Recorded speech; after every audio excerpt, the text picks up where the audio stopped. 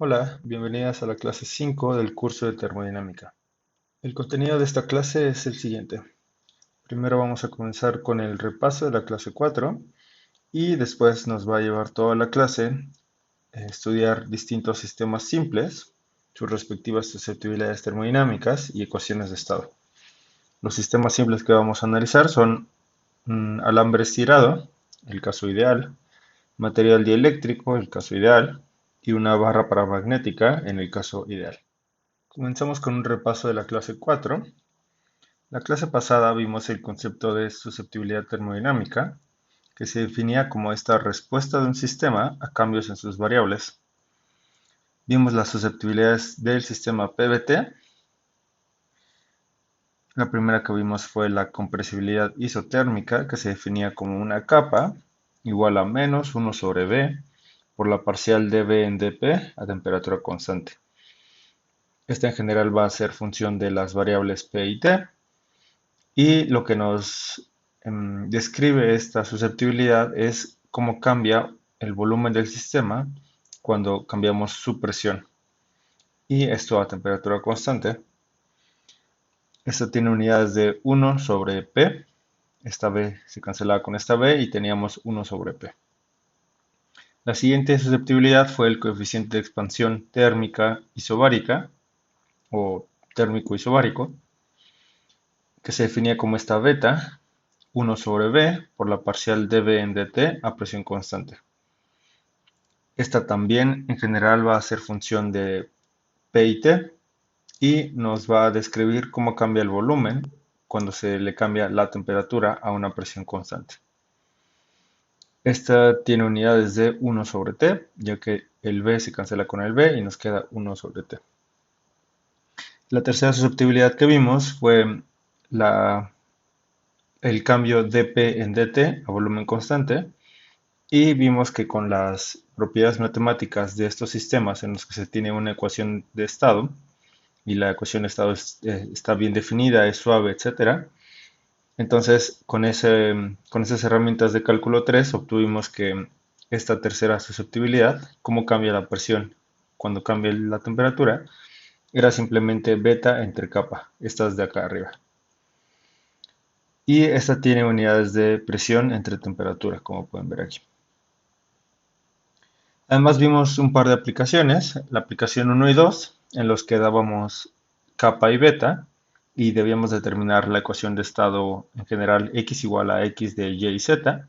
Vimos el caso en el que obteníamos v igual a v de p y t y la aplicación 2 fue p igual a p de t y v.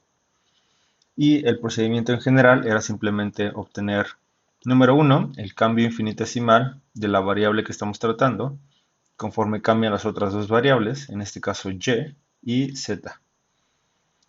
Después, ya que teníamos esto, sustituíamos las susceptibilidades que ya conocemos y el paso final era integrar de ser posible.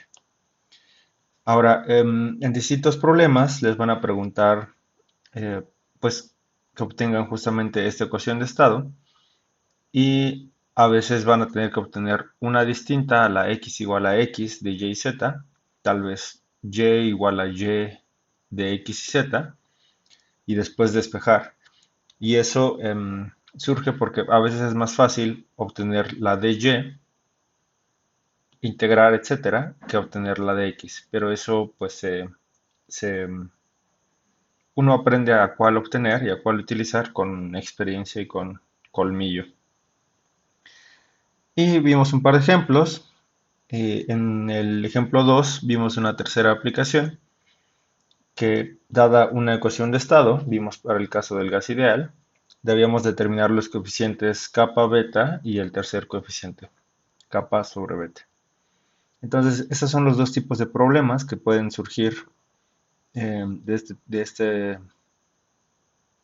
con esta información, kappa, beta y una ecuación de estado, etcétera. A veces serán numéricos, a veces habrá que calcular con ciertos valores explícitos de kappa y beta, a veces solo se pedirá la información en forma matemática analítica, etc. Y a veces es el sentido inverso en el que la ecuación de estado tiene toda la información y queremos estos tres valores de aquí, es la información de estos. Entonces, estos son los tipos de problemas con los que se van a encontrar cuando se hable de susceptibilidades termodinámicas y ecuaciones de estado. Pasamos entonces al tema de la clase, que es más sistemas simples, sus susceptibilidades termodinámicas y ecuaciones de estado. Como ya hemos mencionado, un sistema termodinámico está caracterizado por su ecuación de estado. Esta describe matemáticamente la relación que tienen las variables termodinámicas del sistema con la temperatura. Los sistemas hidrostáticos que habíamos visto son parte de un grupo más grande que se llaman sistemas simples. Estos tienen variables x, y, z, como ya habíamos definido, y tienen una ecuación de esta forma, ecuación de estado. Entonces, hemos visto los sistemas hidrostáticos hasta el momento, y las tres variables que hemos utilizado son la P, B y T, presión, volumen y temperatura. En este caso, es la temperatura, el volumen es una variable extensiva y viene acompañada por su variable pareja, que es intensiva. Por otro lado, en esta clase vamos a ver otros sistemas simples. Vamos a ver el caso de un alambre estirado ideal, cuyas variables termodinámicas que le vamos a asociar van a ser la tensión tau, la longitud L y la temperatura.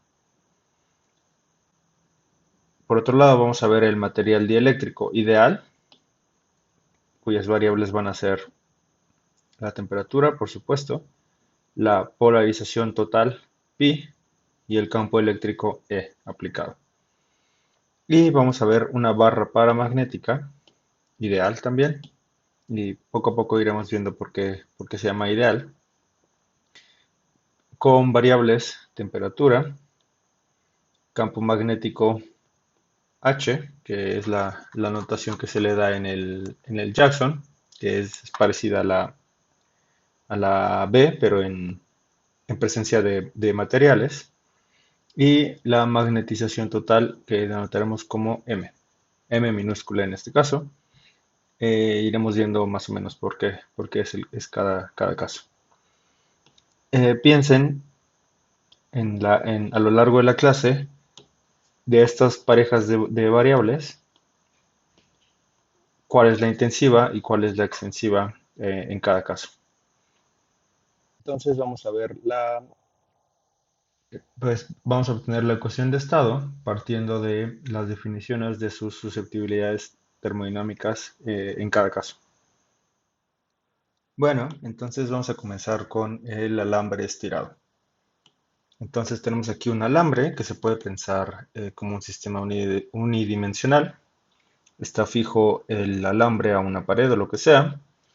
Tiene una longitud L y vamos a considerar que L es mucho mayor que R. Esto es para asumir que el sistema es unidimensional. Ahora, en general, este tipo de experimentos con un alambre se pueden hacer a presión constante, es decir, afuera en el ambiente, en donde la presión es la presión de la atmósfera, entonces hay presión constante, y en donde el volumen del alambre prácticamente no cambia. Entonces también se va a considerar un volumen constante. Cuando estiramos el alambre, le aplicamos una tensión tau, en este caso, vamos a estirarlo longitudinalmente. Y bueno, de hecho, esta tensión tau es más bien una fuerza que va a provocar que el alambre aumente su longitud inicial. La longitud inicial del alambre va a ser L0 y la tensión inicial o la fuerza inicial que le vamos a aplicar al alambre va a ser 0. Entonces, cuando no lo estamos estirando, el alambre tiene una longitud L0. Sin embargo, con cierta fuerza va a llegar el momento en el que el cable va a dejar pues lo vamos a estirar, se va a alargar a L y entonces va a dejar de estirarse dada esta cierta fuerza tau. Y va a permanecer con la nueva longitud correspondiente a la fuerza aplicada. Si le mantenemos esta fuerza, se va a mantener con una longitud L. Cuando ya dejó de estirarse, ya no hay aceleración de las componentes del alambre y por la segunda ley de Newton nos dice que la suma total de fuerzas es cero. y entonces el cable internamente está ejerciendo una fuerza sobre sus componentes que contrarresta la fuerza externa que nosotros estamos aplicando para estirarlo. Esta fuerza interna es generada por las moléculas con las que está hecho el alambre. Entonces aquí estamos amplificando el alambre, estamos viendo las moléculas en morado y a las moléculas tienen una interacción tal que les gusta estar a cierta distancia y cuando las separamos, entonces ellas ejercen una fuerza entre sí para acercarse y regresar a la longitud original a las que les gusta estar. Entonces, esta fuerza interna entre las moléculas es, es a la que le llamamos la tensión del alambre. Es esta, de hecho, es una propiedad em, macroscópica del alambre generada por estas fuerzas microscópicas intermoleculares. Ahora, en el intervalo de tiempo en el que estiramos el cable y está cambiando la longitud, la fuerza no está balanceada porque cuando estiramos el cable se aceleran sus componentes. Entonces la fuerza no está balanceada. Entonces el estado está atravesando estados de no equilibrio, como vimos anteriormente, no está en equilibrio mecánico en este caso. Entonces, en ese momento en el que lo estamos estirando, no podemos describirlo termodinámicamente. Es cuando ya dejó de moverse y permanece inmóvil que podemos describir nuestro sistema con las variables termodinámicas que vamos a definir.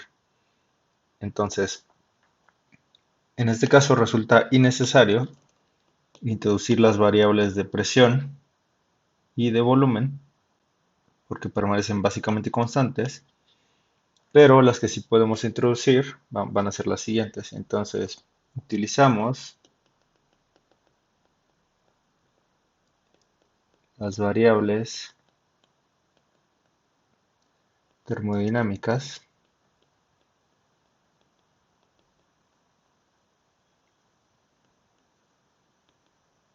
uno, la tensión dentro del alambre,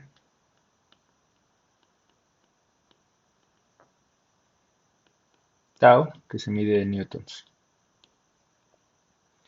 2, la longitud del alambre,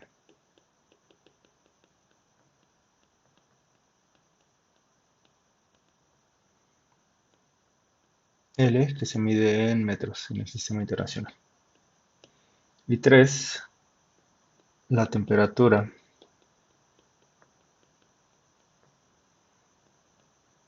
T, que se mide en Kelvin en el sistema internacional. Entonces, L, tau y una temperatura T, bueno, vamos a ponerla acá adentro, son las tres variables que van a describir a nuestro sistema unidimensional de alambre, al que se le conoce como alambre estirado, porque obviamente lo vamos a estirar y va a cambiar la longitud. Y con ello puede cambiar la temperatura. Se puede calentar o se puede enfriar el material dependiendo justamente del material del que esté hecho el alambre. Esto puede ser de metal, puede ser de caucho, puede ser de goma, como las ligas, etcétera. Bueno, ahora supongamos que nos restringimos al caso en el que a un intervalo de longitudes,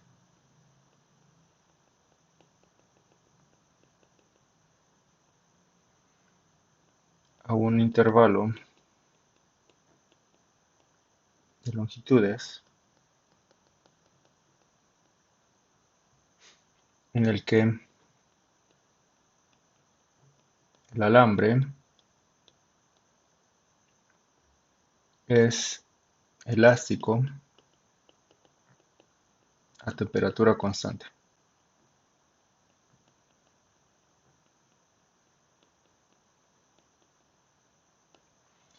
Entonces,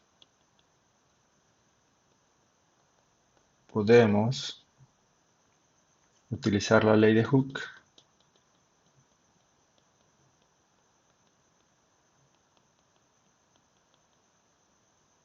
para relacionar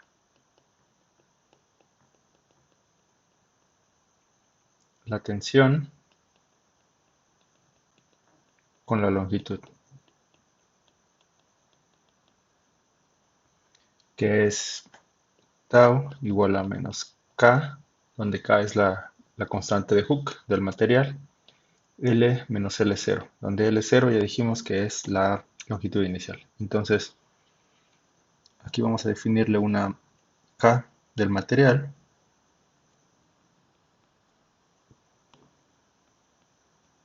como constante de Hooke.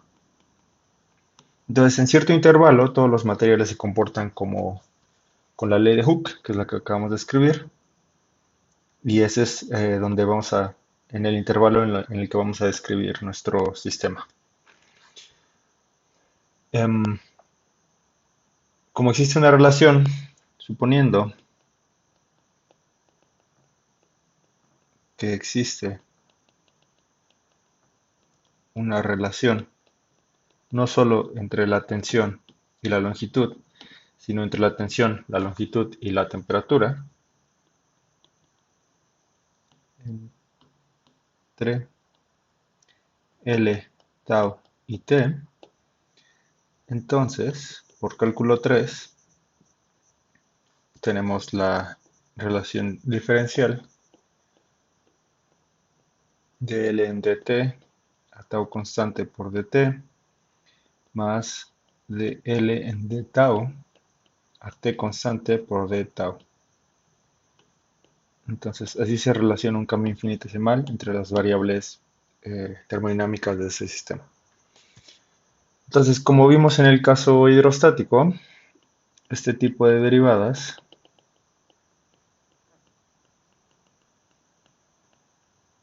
se relacionan con las propiedades físicas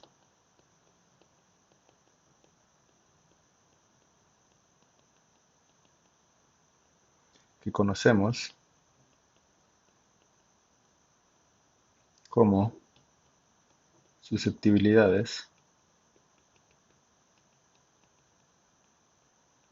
termodinámicas.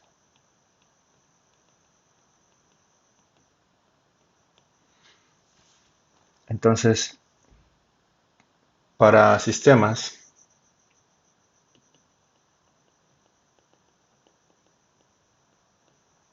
L, tau, T, podemos definir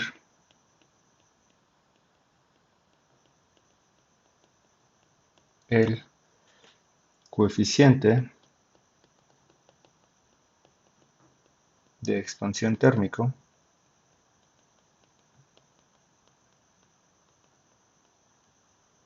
en este caso es unidimensional,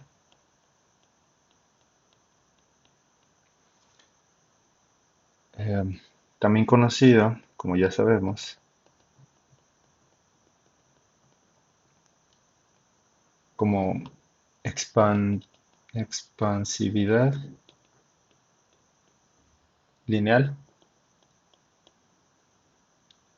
y se describe con la beta. Es decir, si recuerdan, en el caso hidrostático también teníamos un coeficiente de expansión térmico, pero en ese caso teníamos variables distintas. En este caso tenemos variables unidimensionales y en el caso hidrostático teníamos variables tridimensionales. Pero es equivalente a este coeficiente y se denota como beta igual a 1 sobre L de L en dt a tau constante. Aquí ojo porque el Szymanski denota este con alfa, pero si se fijan es básicamente equivalente a beta, al beta que definimos en el caso hidrostático, porque es la susceptibilidad que describe los cambios de la longitud cuando cambiamos la temperatura a una tensión constante. En el caso hidrostático era V y aquí P, pero si se fijan es un caso básicamente equivalente. Y de hecho las propiedades hasta son mecánicamente equivalentes, ¿no? Tenemos aquí una especie de fuerza, en el caso hidrostático era la presión, aquí tenemos una tensión y tenemos una dimensión o tamaño si quieren verlo. Aquí tenemos unidimensional, la longitud y en el caso hidrostático era el volumen. Entonces, esta es una medida de cuánto o qué proporción con respecto a su longitud original, por eso está pesado por esta L, escalado por esta L. Entonces, es una medida de cuánto se estira el alambre si aumentamos la temperatura. ¿Ok? Y esta medida, bueno, tiene unidades de 1 sobre T, por lo que está medida en 1 sobre Kelvin, igual que el caso anterior. Experimentalmente, este coeficiente depende poco de tau y más bien depende de T. Entonces, beta es función de T, básicamente. Y dependiendo con respecto al signo de beta, vamos a tener dos casos dependiendo el tipo de material. Entonces tenemos dos casos distintos.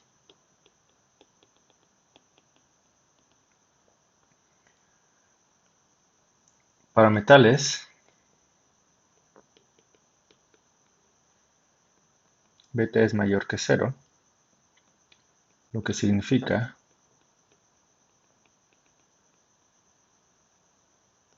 que si calentamos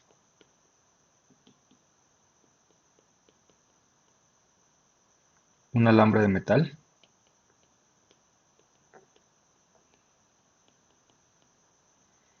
este se estirará.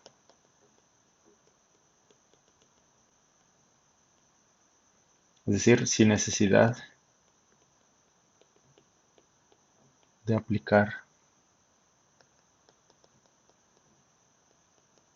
fuerza externa alguna. ¿Ok? Y el segundo caso, por ejemplo, una liga. Para ligas, beta es menor que 0, lo que significa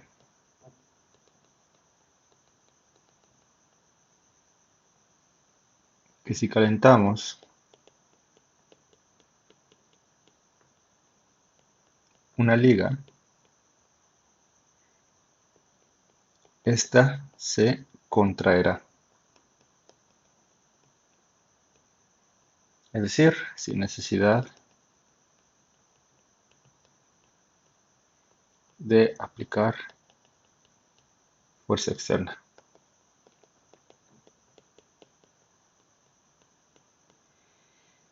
Entonces, estos son los dos casos. En metales, si lo calentamos, es decir, si aumentamos T, la longitud va a aumentar.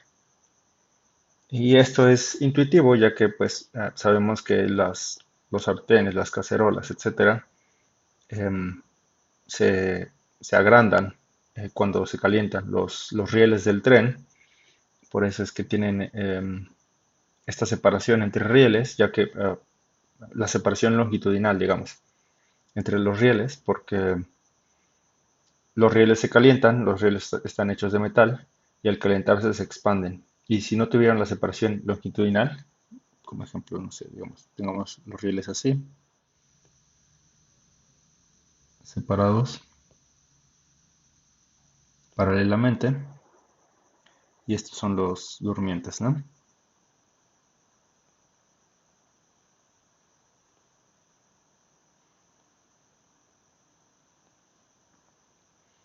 Entonces, cuando se calientan, cuando se calientan, eh, se expanden y entonces se expanden en esta dirección longitudinalmente. Y si no tuvieran esta separación, pues se botarían entre sí, ¿no? Chocarían y se botarían y entonces se pueden dejar de ser paralelos y entonces el tren ya no puede pasar libremente. Entonces, esto es intuitivo en el caso de metales, pero para el caso de una liga es, pues, para mi gusto, contraintuitivo, que va contra la intuición, porque cuando calentamos una liga, en lugar de expandirse, se contrae. Y ya verán un video en el que se muestra esto explícitamente. Fire this up literally, and we're going to start heating this rod. When we heat the rod, You can't see it happening because it's microscopic on the small level. You can't see with your eyes. The molecules inside are moving around faster and faster. More space, they're lengthening, spreading out, and that's why this rod should be getting longer and expanding. You might. Bueno, pues para el caso del metal, lo que se ve en el video es que pues él tiene una barra de metal fija de un extremo y en el otro extremo la tiene atada a pues a algún tipo de sistema en el que si mueve el extremo de izquierda a derecha, entonces la flechita va a ir, pues el sistema hace que la flecha rote y entonces pueda apuntar hacia la siguiente marca en su escala, etcétera. Y entonces se ve como cuando calienta el metal, le prende fuego abajo, se nota una expansión porque el metal, pues al expandirse, mueve el sistema hacia la derecha y hace que la flecha rote y entonces apunta hacia una marca distinta, que es pues un indicador de que el metal en efecto se está expandiendo cuando lo está calentando. Y en este caso no está aplicando tensión alguna eh, extra, entonces la tensión es simplemente la tensión interna que tiene el metal por el simple hecho de existir. So, let's heat up this rubber band.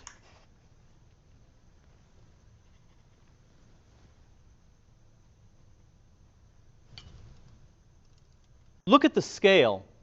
Do you see how the apparent weight is decreasing, which is to say the tension in the rubber band is increasing.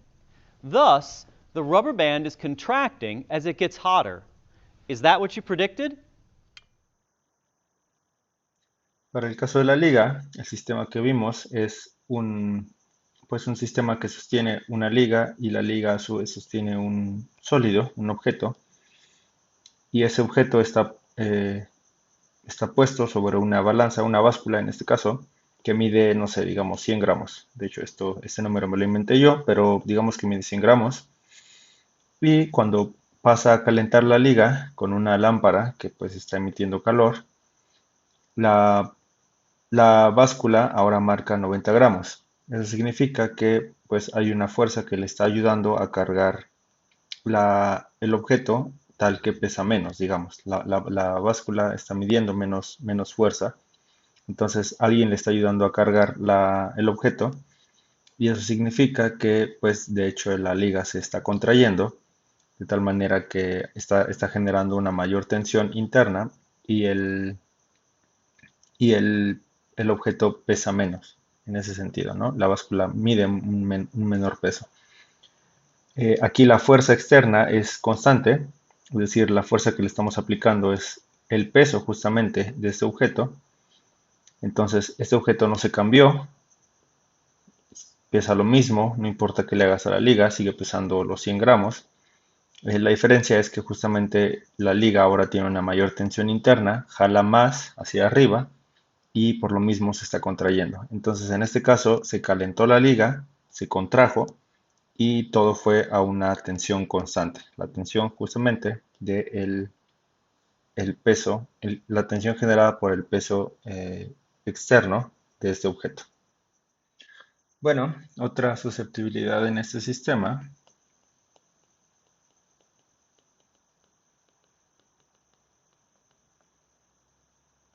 es la del módulo de Young isotérmico.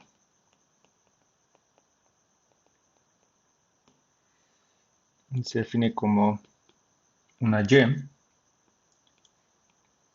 que es L sobre A, la longitud sobre el área transversal, por la parcial de tau sobre dL a temperatura constante.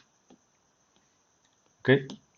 Entonces tenemos que A es el área transversal del alambre. Y en este caso es más fácil notar que Y es mayor que 0. Tenemos aquí que esto se mide en newtons por, bueno, fíjense que es tensión entre área, por lo que se mide en newtons, sobre metro cuadrado, porque la longitud se cancela con esta longitud. ¿De acuerdo? Y se cumple que y es mayor que cero. Y pues porque si se fijan, si aumenta la longitud, van a aumentar la tensión interna en el alambre, porque esto es por ley de Hooke, ¿no? Tenemos una temperatura constante, esa no va a cambiar. Entonces meten su sistema en un baño térmico, como los que ya hemos visto anteriormente, aumenta la longitud y entonces la tensión va a aumentar por consiguiente. Eso es debido a que tenemos esta ley de Hooke, básicamente. Si aumenta la longitud, va a aumentar la tensión, etcétera. Por eso en este caso Y es mayor que cero siempre a temperatura constante, obviamente. Y utilizamos las expresiones matemáticas para sistemas simples, es decir, de igual manera que usamos en el sistema hidrostático, y obtenemos la tercera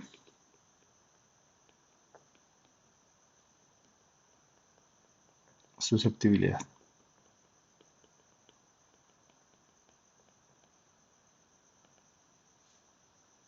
Entonces, si nos acordamos,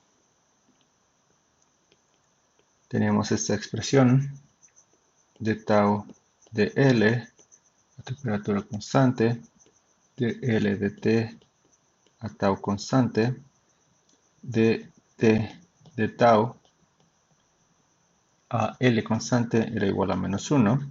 Esto para sistemas simples en general, entonces en particular sustituimos las variables que estamos utilizando. Y si se fijan, obviamente el producto sigue siendo adimensional. L se cancela con L, T se cancela con T, tau se cancela con tau, ¿no? Entonces está bien. Es una manera de asegurarnos que escribimos bien la expresión cíclica. Y entonces despejamos el 1 de T en d tau a L constante, es decir, este lo pasamos dividiendo y esto nos va a quedar menos de tau en dl a T constante por dl en dt a tau constante.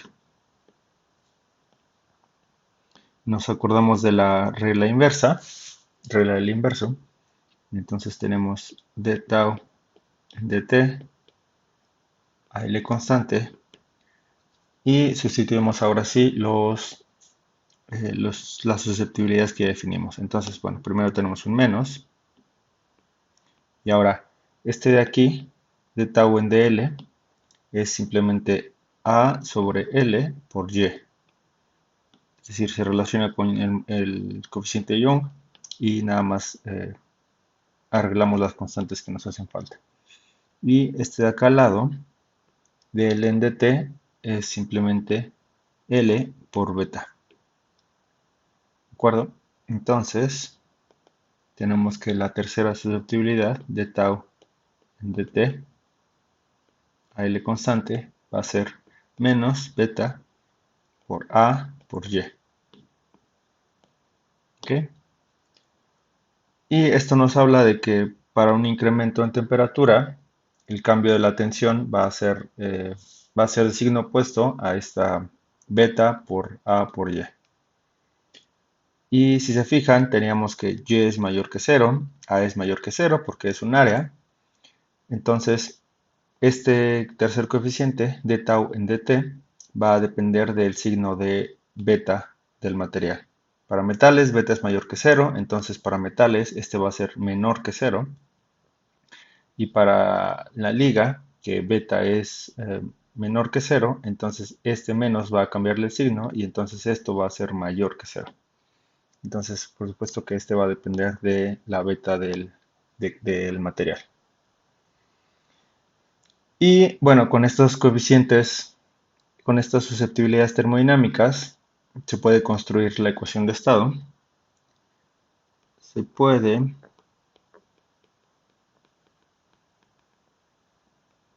la ecuación de estado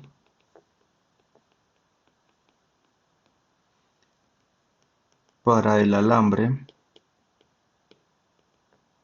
estirado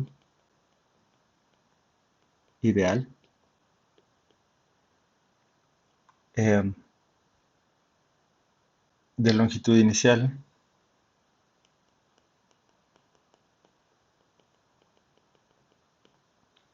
L0, que es igual a L de tau igual a 0, es decir, L0 es sin tensión extra, y constante de Hooke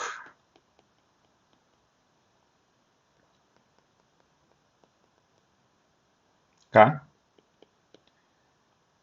y es de la forma, es decir, la ecuación de estado es de la forma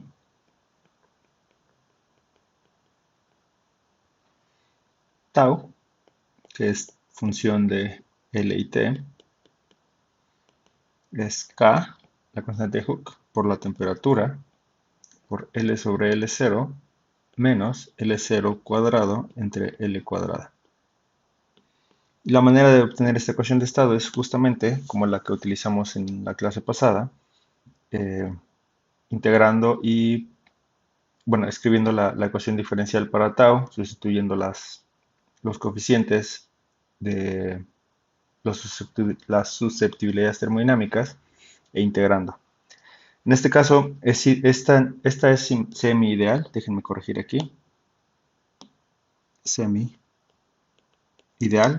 en el sentido de que tiene una corrección.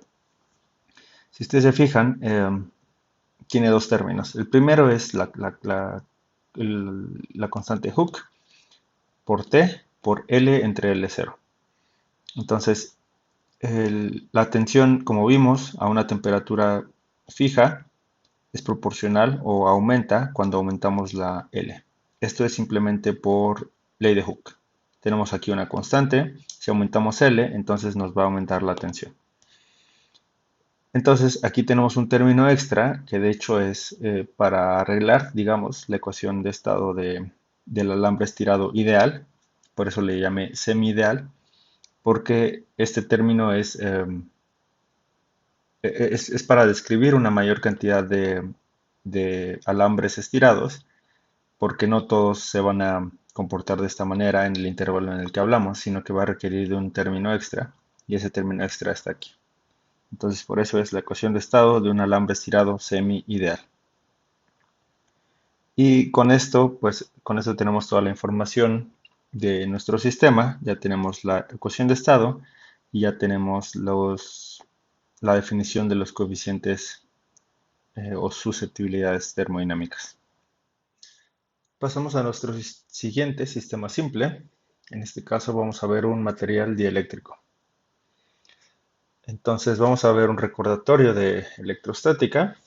Este sistema que estamos viendo aquí es un capacitor.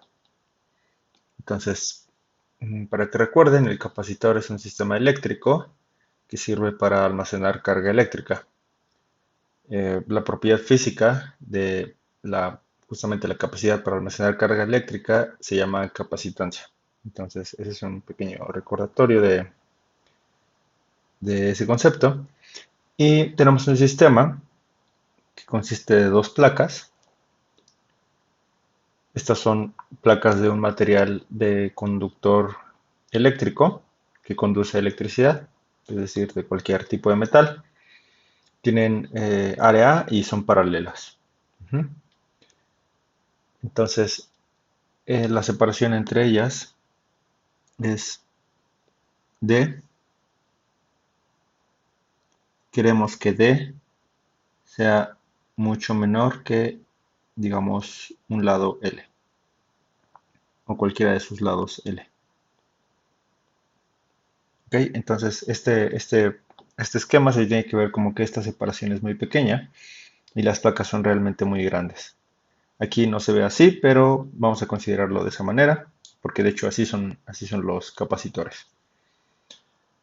En medio de dichas placas se pone un material dieléctrico, es decir, es un material no conductor de electricidad, y las placas se conectan a una fuente de voltaje. En este caso aquí les pongo una pila. Esta es una fuente de voltaje. De un lado, en el polo positivo se conecta a una de las placas y en el polo negativo se conecta a la otra, ¿no?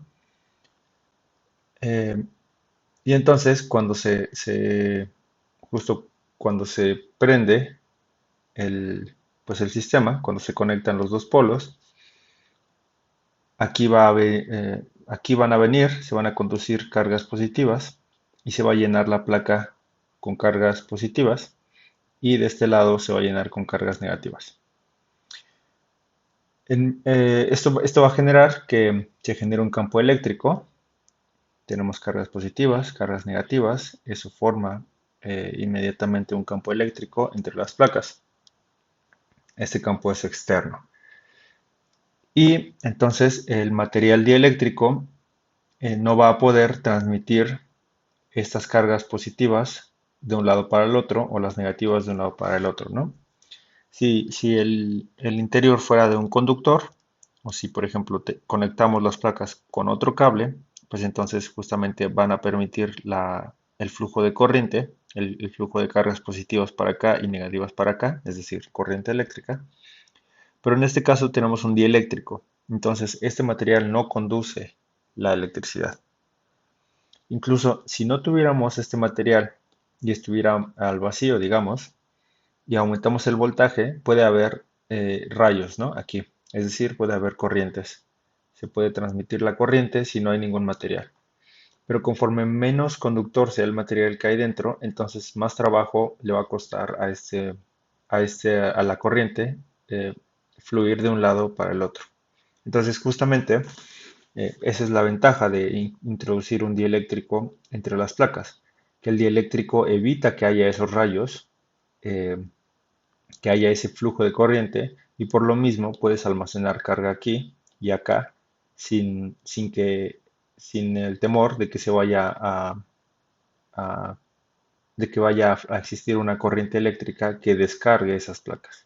Entonces, ese es justamente el capacitor y para eso se pone un material de eléctrico adentro. Ahora, microscópicamente, ¿qué pasa?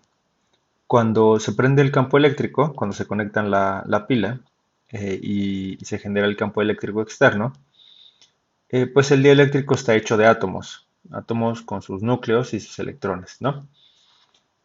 Pero este material, como ya dijimos, no es conductor, entonces sus electrones se quedan con su núcleo correspondiente, no se mueven de uno para el otro como en los conductores eléctricos.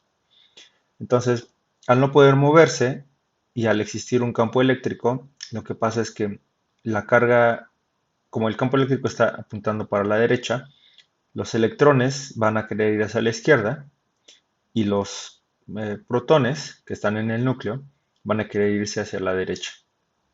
¿Ok? Entonces se va a desplazar las componentes del átomo, en este caso los electrones izquierda, los protones en el núcleo a la derecha, y se va a formar una especie de dipolo. Tenemos aquí carga negativa y tenemos carga positiva. Carga positiva del lado derecho, carga negativa del lado izquierdo por el hecho de que este campo eléctrico está apuntando hacia la derecha. ¿De acuerdo? Y el hecho de que exista esta distribución de carga, estos dipolos, pues efectivamente va a generar un campo eléctrico respuesta del material. Este campo eléctrico se le llama polarización del dieléctrico. Em, y es justamente generado porque ahora tenemos una distribución de carga en nuestro material y entonces vamos a tener aquí una cadena de pared a pared de estos dipolos. Y entonces hasta el lado izquierdo vamos a tener una carga negativa. Acá vamos a tener una carga negativa y hasta el lado derecho vamos a tener una carga positiva.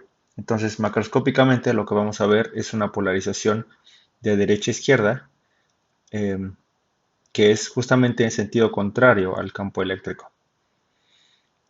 Eso es lo que el campo eléctrico genera microscópicamente en el dieléctrico.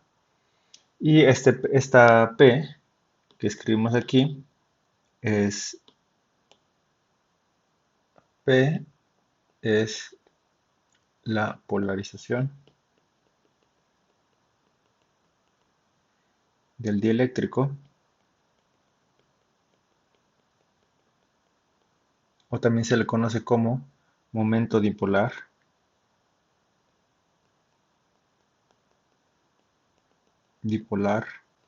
eléctrico por unidad de volumen.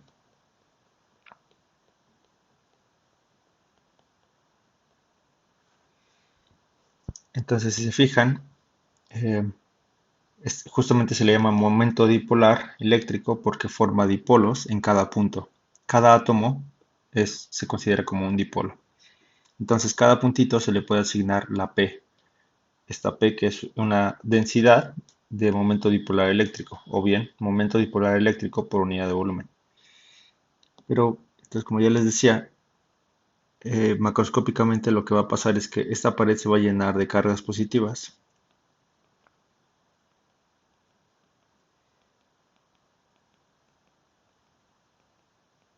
Y esta de acá de la izquierda se va a llenar de cargas negativas.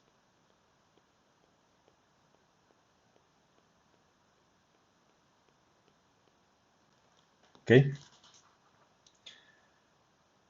Y bueno, con estas dos cantidades, con el campo eléctrico y con la polarización, se define en electroestática o electrodinámica, se define el desplazamiento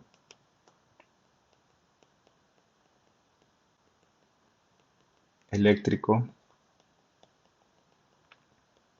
D mediante, bueno, este desplazamiento es D igual a epsilon 0 por el campo eléctrico más la polarización, donde epsilon 0 es la permitividad eléctrica del vacío.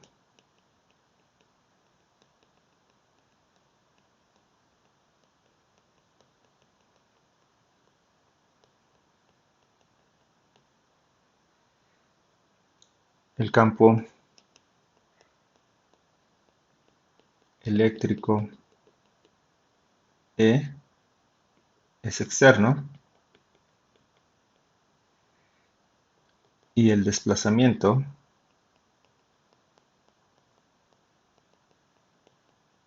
eléctrico es aquel que mediríamos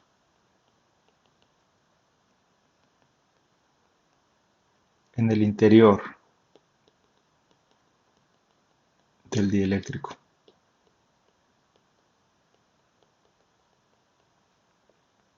Es decir, toma en cuenta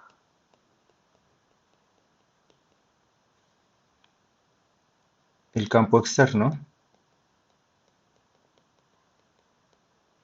y la respuesta. Y el campo respuesta vamos a escribir.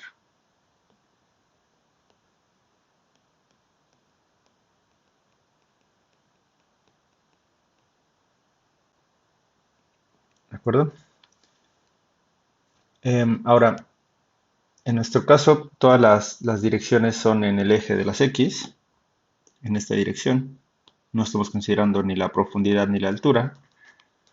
Las placas son muy grandes, entonces en cualquier lugar donde nos paremos, pues toda la información estará en el eje X, ¿no?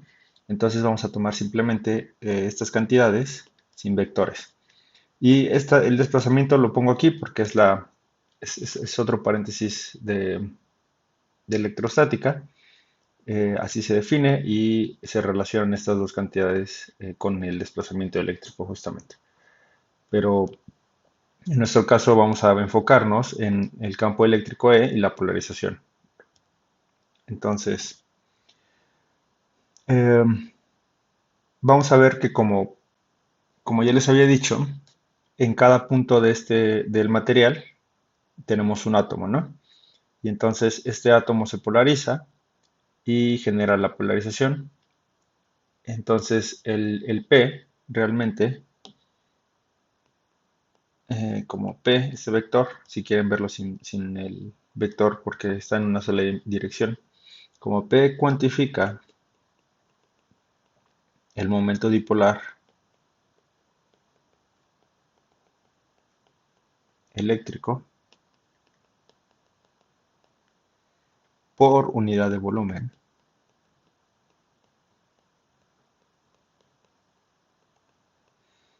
y el volumen V es una variable termodinámica,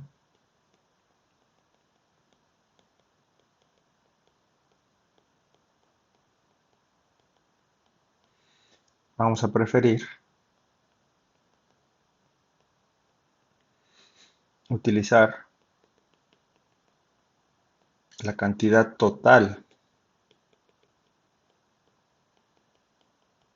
de momento dipolar eléctrico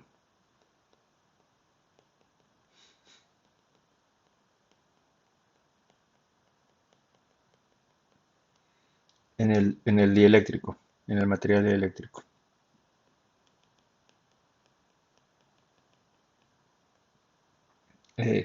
O sea, el momento dipolar total entre las dos placas, ¿de acuerdo? Y lo denotaremos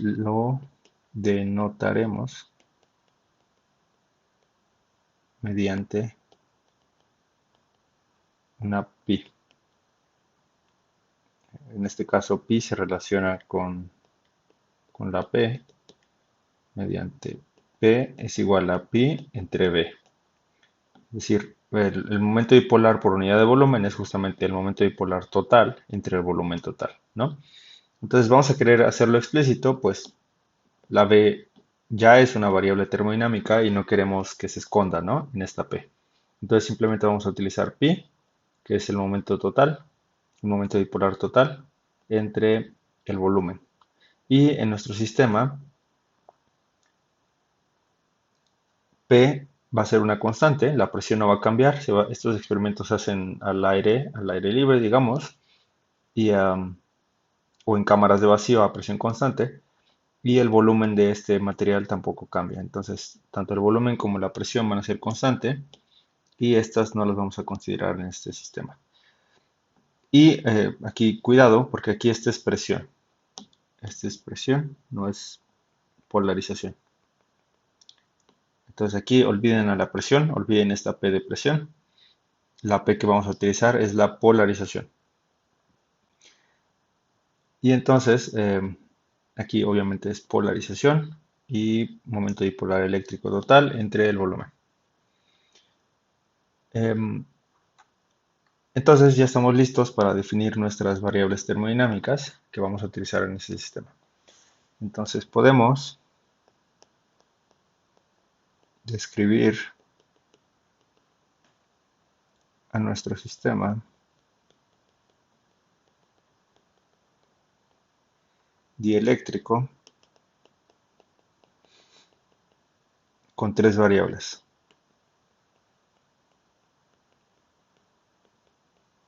Termodinámicas.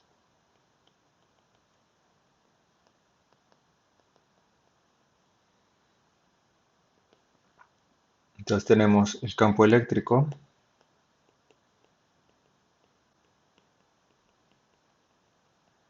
E, que se mide en volts sobre metros. La polarización total, pi, que se mide en coulombs por metro. Y por supuesto la temperatura T, que se mide en Kelvin.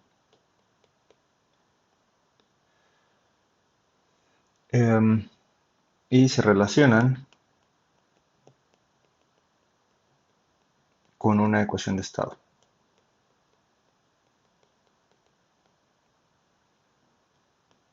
Que podemos escribir, por ejemplo, pi igual a pi de E y T. Entonces, Vamos a hacer un resumen de esto. Tenemos tres variables. El campo eléctrico aplicado, la polarización respuesta total del dieléctrico y la temperatura. Entonces, a una temperatura dada, si aplicamos un campo eléctrico externo con un voltaje, entonces el material va a responder con una polarización, pero en este caso vamos a utilizar una polarización total pi. Es decir, si medimos la polarización de todo el material, todos estos dipolos los medimos, esa va a ser la polarización pi, y, y esa es nuestra variable termodinámica extensiva. También se puede utilizar P, como ya dijimos, y de hecho experimentalmente tal vez es más útil utilizar P, pero como ya dijimos, nuestra variable V es una variable termodinámica y queremos que sea explícita, aunque va a ser constante. Aquí la presión es constante, entonces no va a aparecer, y nuestras tres variables son T, E y pi. Entonces, dada una temperatura, aplicamos un campo eléctrico y eso va a generar una polarización total pi. Este es nuestro sistema de material dieléctrico. Es un sistema simple al tener solamente tres variables que se relacionan con una ecuación de estado. Bueno, ya que tenemos nuestras tres variables termodinámicas para nuestro sistema dieléctrico, pasamos a las susceptibilidades termodinámicas. Entonces definimos la polarización isotérmica,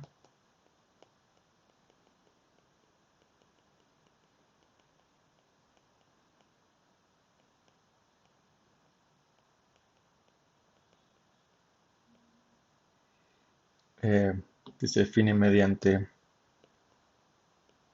capa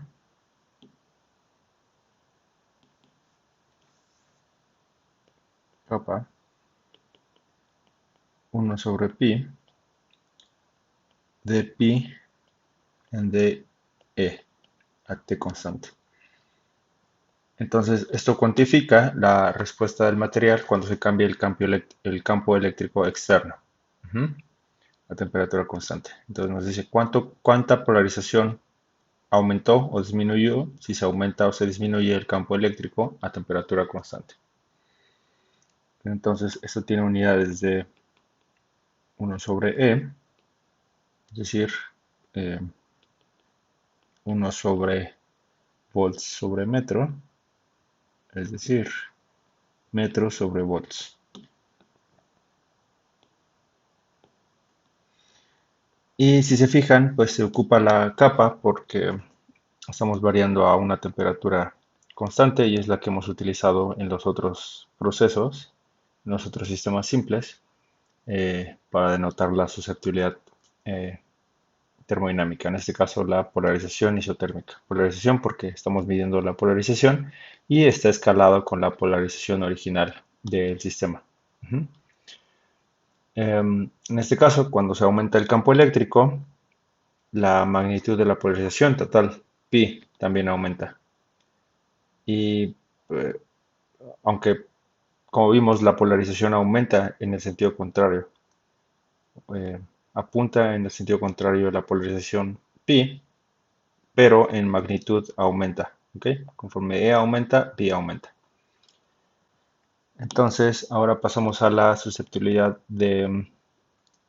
pues, a la que corresponde a cambios de polarización cuando se cambia la temperatura, manteniendo el campo eléctrico constante. Entonces, esa la vamos a llamar la polarización, podemos llamarle isoeléctrica, aunque creo que nadie la llama así. Eh, pero pues es a un mismo campo eléctrico, ¿de acuerdo? Que se va a definir como beta igual a menos 1 sobre pi por dpi en dt a campo eléctrico constante. Si fijan, esto se mide en 1 sobre temperatura, es decir, 1 sobre Kelvin. Y eso justamente nos cuantifica qué tanto se polariza el objeto si aumentamos la temperatura y tiene un campo eléctrico presente pero constante. En general, la polarización pi disminuye cuando la temperatura aumenta. Entonces, en general esto es negativo y por eso el negativo de acá va a generar que beta sea mayor que cero. Y utilizamos nuestras herramientas de cálculo diferencial para calcular la tercera susceptibilidad. Entonces, la tercera susceptibilidad termodinámica se consigue de la manera estándar.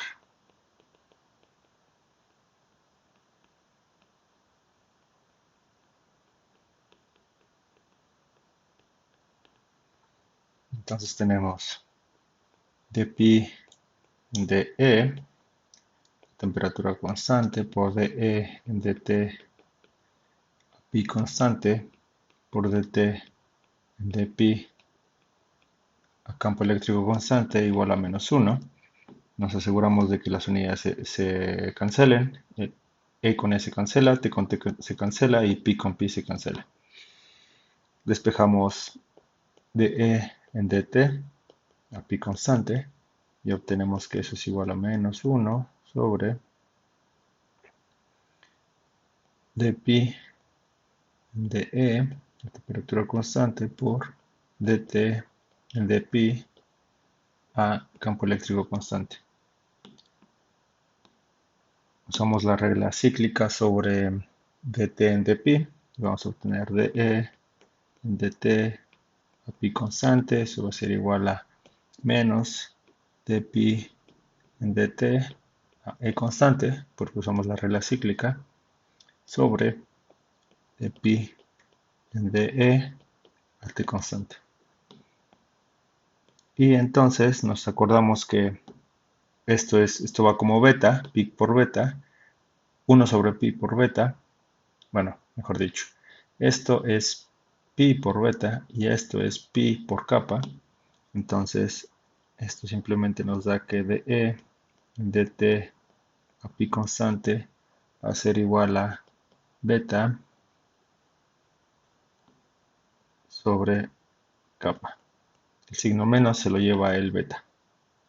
Recuerden que el beta tiene un signo menos. Y bueno, este tiene unidades de presión sobre temperatura, que se mide en pascales sobre Kelvin. Esa es nuestra tercera susceptibilidad termodinámica y cuantifica o mide cuánto se debe modificar el campo eléctrico externo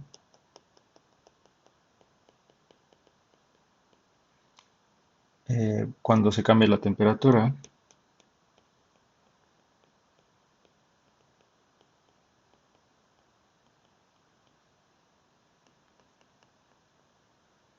para que la polarización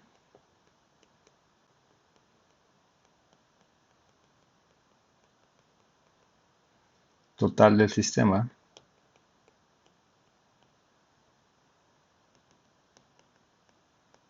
se mantenga constante.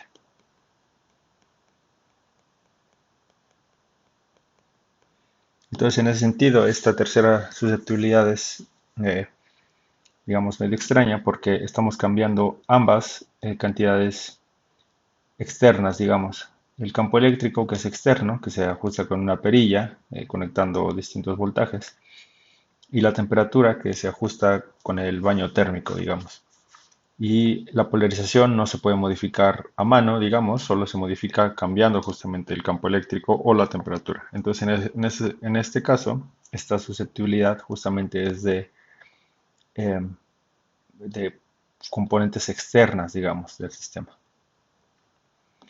Y bueno, por último, en este caso, en general, dado que existe una ecuación de estado de la forma pi igual a pi de E y T, aunque la desconozcamos, podemos, como ya asumimos, usar la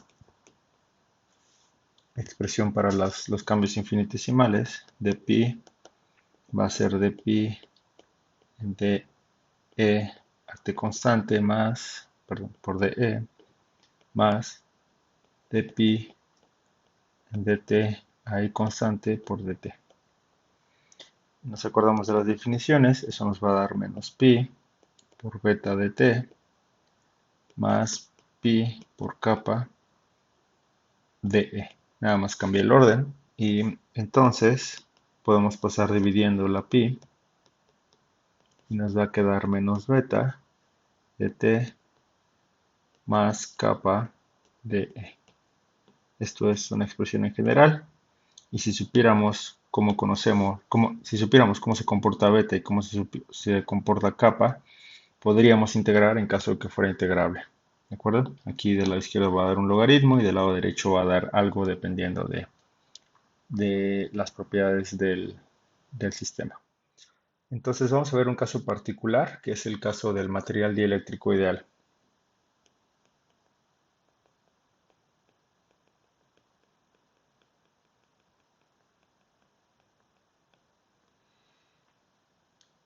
Entonces, vamos a recordar que para el caso del gas ideal, las susceptibilidades simplemente eran lo más sencillo que se podía, ¿no? Beta tenía unidades de 1 entre temperatura, entonces para el gas ideal teníamos beta igual a 1 entre temperatura justamente y kappa igual a 1 entre presión. En ese caso, por eso el gas es ideal, ¿no? Porque tiene la información más sencilla, más simple que se puede. Entonces podemos asumir que existe un material dieléctrico ideal.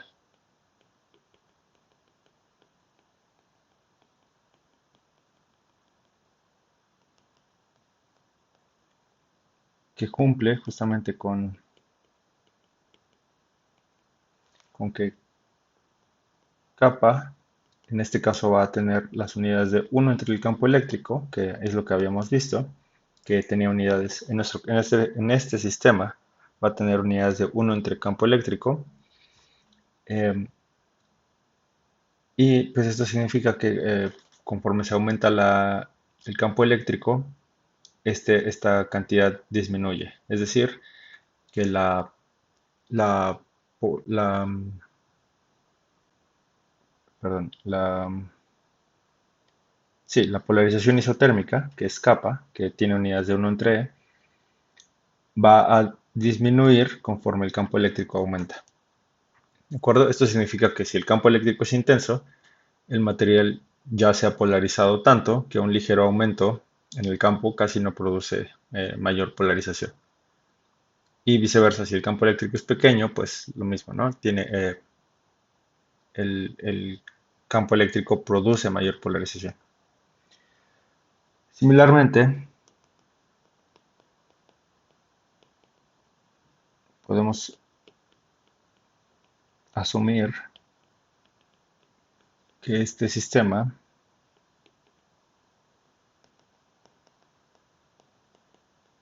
cumple con que beta es igual a 1 entre temperatura.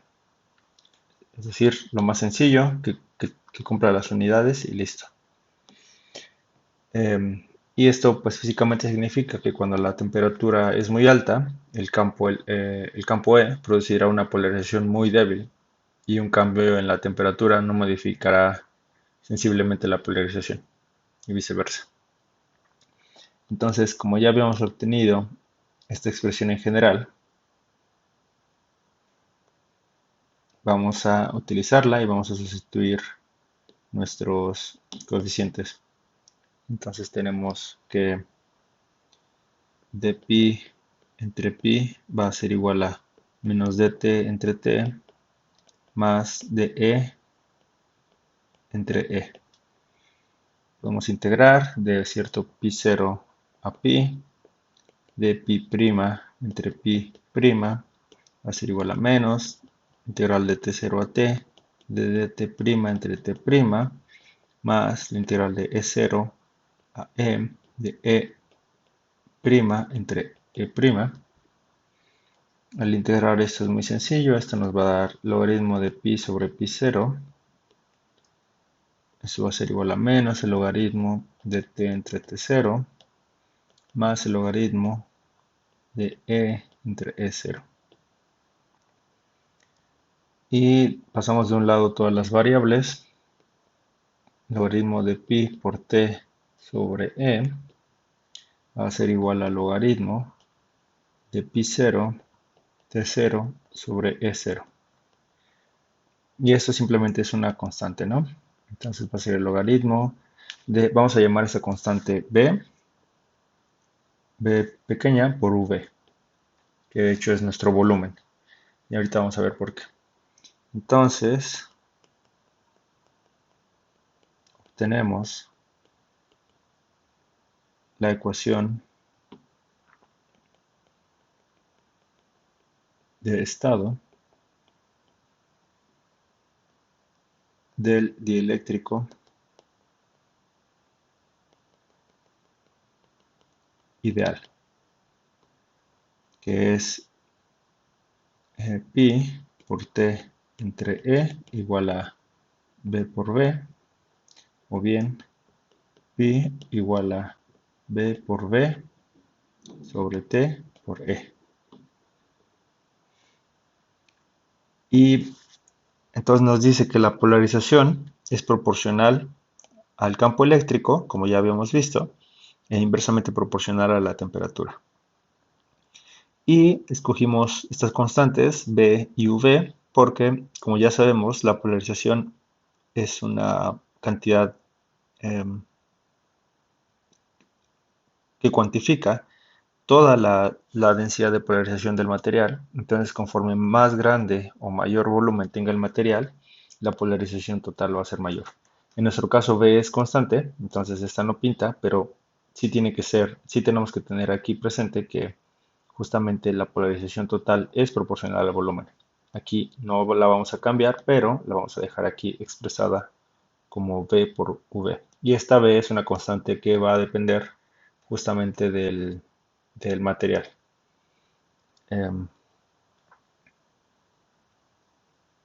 Y justamente esta ecuación de estado, bueno, este es el caso ideal. Aquí esta ecuación es válida cuando estos coeficientes son válidos,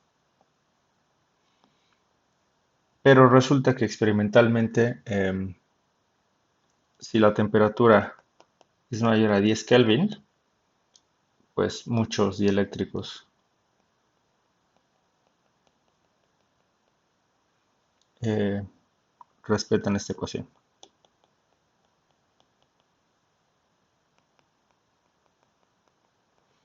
Entonces, es a muy bajas temperaturas, temperaturas cercanas al 0 Kelvin, que esta ecuación deja de servir, pero en general esta ecuación es buena para describir todos los dieléctricos, a pesar de que asumimos que eran justamente dieléctricos ideales, que seguían estas propiedades muy, muy simples, muy sencillas eh, de susceptibilidades termodinámicas. Y es justamente de esta manera en la que se puede construir la ecuación de estado de la liga o del metal que se estira. Y también va a ser de esa manera que consigamos la ecuación de estado de una barra paramagnética eh, ideal, como veremos a continuación. Bueno, pasamos ahora al sistema simple de barra paramagnética. Vamos a recordar un par de cosas de magnetostática. Recordamos que un paramagneto, a diferencia de un ferromagneto, como el hierro, por ejemplo, no tiene magnetismo permanente. El ferromagneto se puede formar con el ferromagneto, como el hierro, se puede formar un imán. Y con el paramagneto, pues no se puede formar un imán a menos que se le aplique un campo magnético externo. Entonces, en este caso tenemos una barra paramagnética a presión constante y volumen constante, al que se le aplica un campo externo H. Ahorita vamos a ver por qué la notación de H. Y este, al ser un paramagneto, al aplicársele este campo, va a generar en sí mismo un campo magnético en respuesta. a este campo magnético respuesta se le llama magnetización. Y lo que está pasando microscópicamente es que está el campo magnético externo por acá.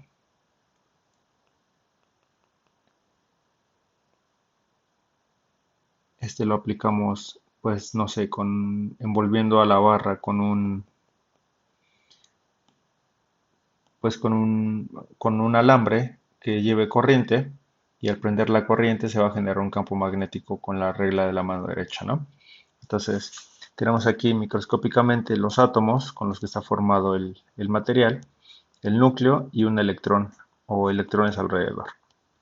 Entonces tenemos muchos núcleos y muchos electrones, y al prender el campo el campo magnético, lo que va a pasar es que las cargas eléctricas van a circular y como están medianamente libres, van a, van a circular tal que respeten el sentido del campo magnético, ¿no? Las cargas eléctricas negativas van a circular de un lado, y entonces esta circulación de una carga eléctrica es de hecho una corriente eléctrica. Entonces, al tener una corriente eléctrica en este sentido, con la regla de la mano derecha, nuevamente se va a generar un campo magnético respuesta, y esa es justamente esta magnetización. Entonces, microscópicamente, esta es la razón por la que se forman los campos magnéticos de respuesta, llamados magnetizaciones, y pues van a apuntar en la misma dirección, eje XY, ¿de acuerdo? Perdón, eje X positivo o negativo. El Y y el Z no cuentan en este caso. Entonces, análogamente a la polarización eléctrica que vimos hace rato, se define el momento dipolar magnético por unidad de volumen o magnetización. Entonces, a M se le conoce como momento dipolar magnético por unidad de volumen o magnetización. Entonces, si se fijan, vuelve a ser una densidad. Entonces, a cada punto de este material se le aplica esta M, ¿no? Y se relaciona con el campo magnético externo mediante esta ecuación. Entonces, tenemos H igual a B sobre mu 0 menos M. Y H es el campo magnético, se conoce como campo magnético. A B se le conoce como inducción magnética, a M como magnetización, y a mu 0 se le conoce como permeabilidad magnética del vacío. Entonces, si se fijan aquí, tengo un campo magnético externo, que volvemos a lo mismo, se puede aplicar enrollando este cilindro con un cable y pasando corriente a través del cable. Entonces, ese campo magnético es externo y lo podemos controlar. Y por otro lado, tenemos la respuesta M. Entonces, justamente esta inducción magnética es el campo magnético que toma en cuenta a ambos, tanto el campo magnético libre como la respuesta. Y entonces el campo magnético libre dentro, aquí tenemos estas flechitas que representan el campo magnético libre dentro, es simplemente el campo magnético total menos la magnetización de nuestro sistema. En nuestro caso, como ya dijimos, apuntan en la misma dirección, entonces no nos vamos a hacer cargo de los vectores, todos van a ser cantidades, amplitudes, números, sin dirección. Y nuevamente, como el momento dipolar magnético es por unidad de volumen, vamos a querer utilizar en su lugar la magnetización total.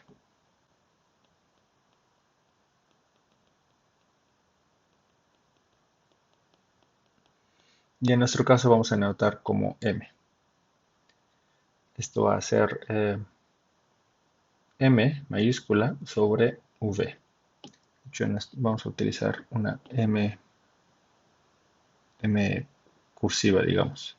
La magnetización total va a ser M mayúscula, que es el momento dipolar magnético por unidad de volumen. Perdón, esto está al revés. La magnetización por unidad de volumen es la magnetización total entre el volumen total.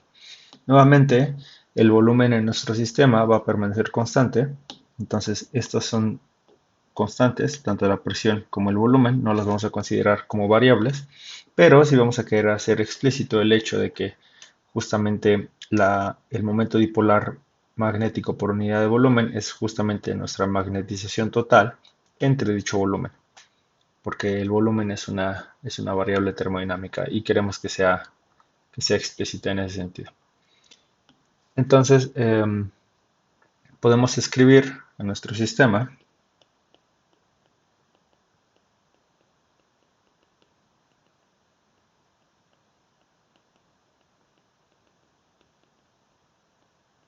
con tres variables.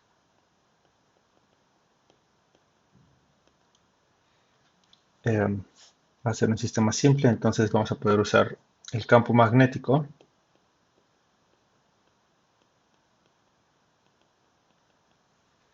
H medido, vamos a ponerle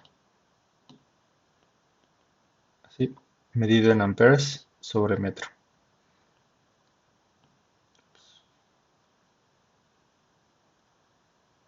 Nuevamente, este campo es el que podemos utilizar, el que podemos fijar externamente con una corriente externa.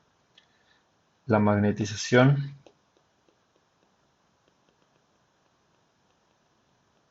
total, M, M caligráfica, que se mide en amperes por metro cuadrado, y por supuesto la temperatura.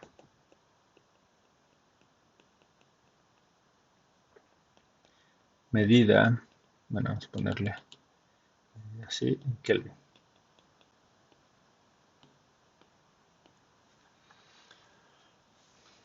Y se relacionan con una ecuación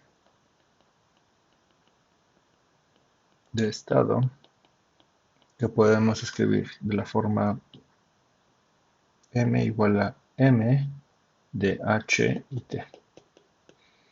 Entonces, recapitulando, vamos a tener aquí una temperatura T de nuestro sistema. Va a haber una intensidad de campo magnético H que nosotros podemos variar con una perilla, etc. Y eso va a generar una respuesta de magnetización total. Esta magnetización total va a ser como sumar cada una de estas magnetizaciones pequeñas, como sumar cada uno de estos momentos magnéticos dipolares de todos los átomos en respuesta del campo magnético externo. Entonces sumamos todos estos y la suma total nos va a dar esta M caligráfica. Y esa M caligráfica se relaciona con el momento dipolar magnético por unidad de volumen, pues por esta ecuación. Y estas van a ser nuestras tres variables termodinámicas de nuestro sistema simple, que es una barra paramagnética. Entonces, a este sistema, con estas tres variables, también se le pueden asociar susceptibilidades termodinámicas. La primera va a ser se define la magnetización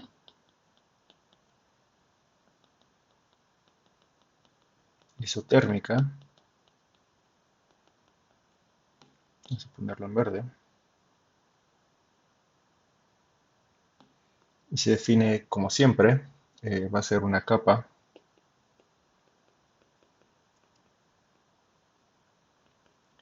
como 1 sobre la magnetización total de M en dH, a temperatura constante, que tiene unidades de 1 sobre H, es decir, pues 1 sobre amperes sobre metro, que es metro sobre amper. Y nos cuantifica obviamente cómo cambia la magnetización cuando cambiamos el campo magnético y se mantiene a temperatura constante. Está pesada por la magnetización, el valor de la magnetización al momento de dicho cambio. Y pues es completamente equivalente a las susceptibilidades capas que hemos usado en los casos anteriores. Em, para materiales estables, eh, el, el campo magnético, cuando se aumenta el campo magnético, la magnetización aumenta. Em, y hay casos en los que si se aumenta el campo magnético, esta disminuye, pero esos materiales son inestables. De manera análoga, definimos el coeficiente de magnetización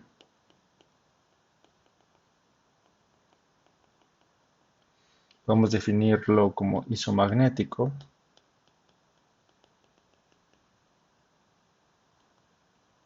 eh, como una beta, que va a ser -1 sobre la magnetización de m en dt a h constante. Tiene unidades de 1 sobre temperatura, que se mide como 1 sobre Kelvin. Entonces, este también es completamente análogo a los casos anteriores. Si aumentamos la temperatura, esto nos va a medir cuánto va a cambiar la magnetización en función de la magnetización que ya tiene el material. ¿De acuerdo? En general, aumentar la temperatura va a disminuir la magnetización experimentalmente. Entonces, por eso tenemos este signo menos por acá. Y la tercera susceptibilidad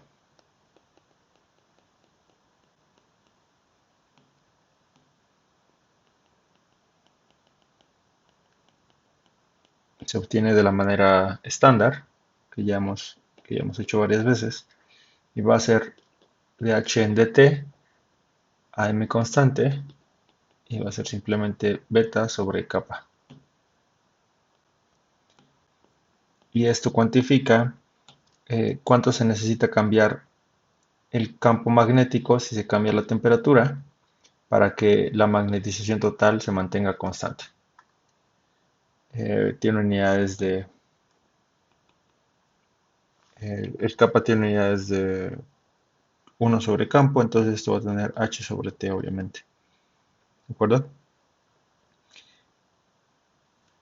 Y también tenemos la relación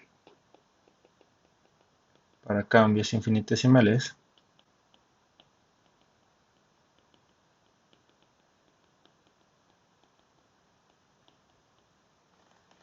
Nos va a decir que dm va a ser, perdón, vamos a hacerla más caligráfica, dm en dt, h constante por dt, más dm dh a t constante por dh, y esto es igual a menos la magnetización por beta de t más la magnetización por kappa por dh. Y entonces vamos a tener que dm entre m va a ser menos beta dt más kappa dh. Esta es la relación diferencial entre los cambios de las variables termodinámicas de nuestro sistema magnético, y esta es válida en general. Entonces, cuando se conoce beta y kappa y es integrable, entonces podemos obtener una ecuación de estado a partir de esta expresión. Entonces, es justamente lo que vamos a hacer ahora. Vamos a suponer que nuestro sistema es un sólido magnético ideal.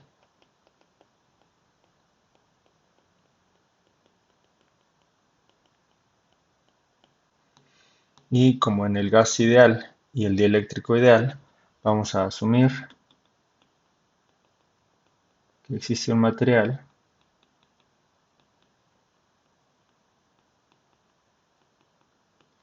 que cumple con las susceptibilidades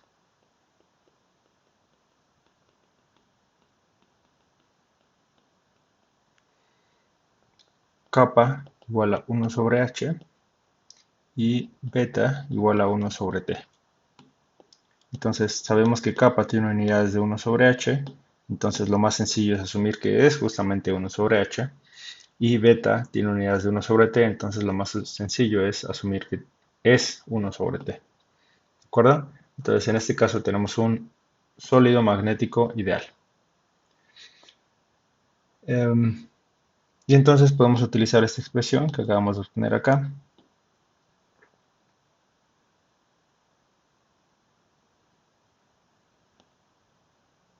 Por cierto, si se cumplen estas expresiones, como ya vimos, en este caso, si el campo es intenso, el campo magnético es intenso, entonces el material ya se ha magnetizado tanto que un ligero aumento en el campo casi no produce mayor magnetización y viceversa.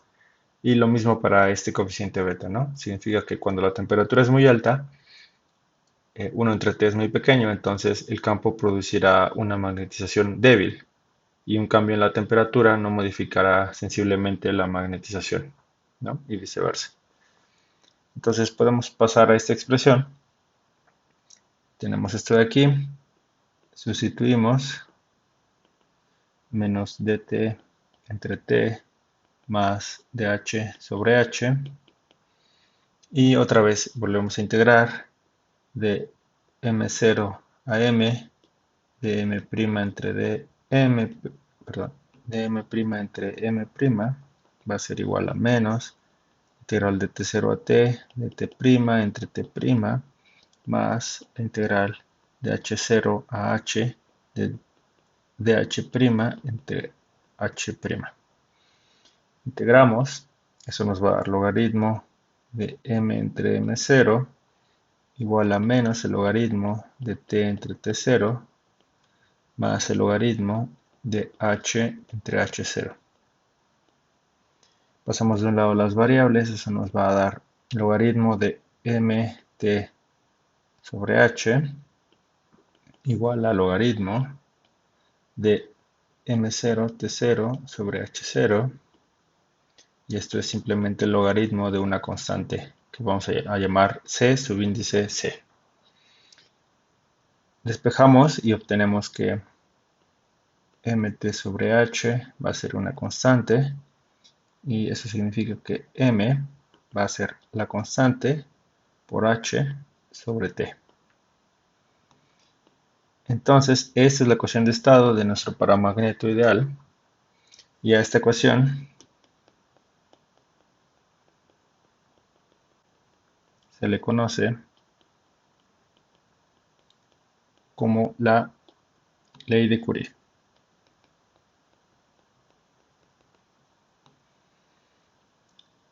Y a c subíndice c se le conoce como la constante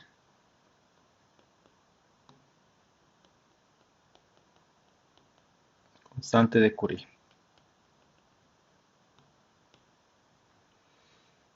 Y ambas fueron obtenidas experimentalmente por Curie, me parece que por Pierre, aunque no estoy seguro, pudo haber sido por Marie. Y esto nos dice que la magnetización del sistema es proporcional al campo magnético, es decir, cuando se aumenta el campo magnético externo, obviamente la magnetización va a aumentar. Y nos dice que es inversamente proporcional a la temperatura, es decir, cuando se aumenta la temperatura, la proporcionalidad entre el campo magnético externo y la magnetización va a disminuir, ¿no? Esta es una proporcionalidad, entonces esta temperatura conforme aumenta, la proporción disminuye. Esta constante de Curie se mide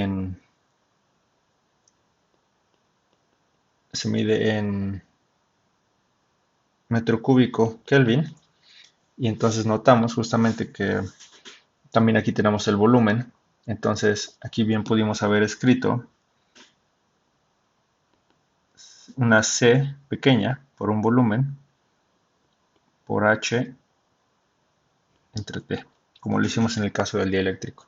Y esto pues es para hacer explícito que justamente la magnetización es proporcional al volumen, aunque en nuestro caso el volumen es una constante. Aquí hacemos explícito que efectivamente es proporcional al volumen la magnetización, ya que la magnetización es pues la integral de la densidad de momento dipolar magnético sobre todo nuestro volumen. Nada más que pues esta es la forma en la que Curie escribió su ley y por eso la escribimos de esta manera.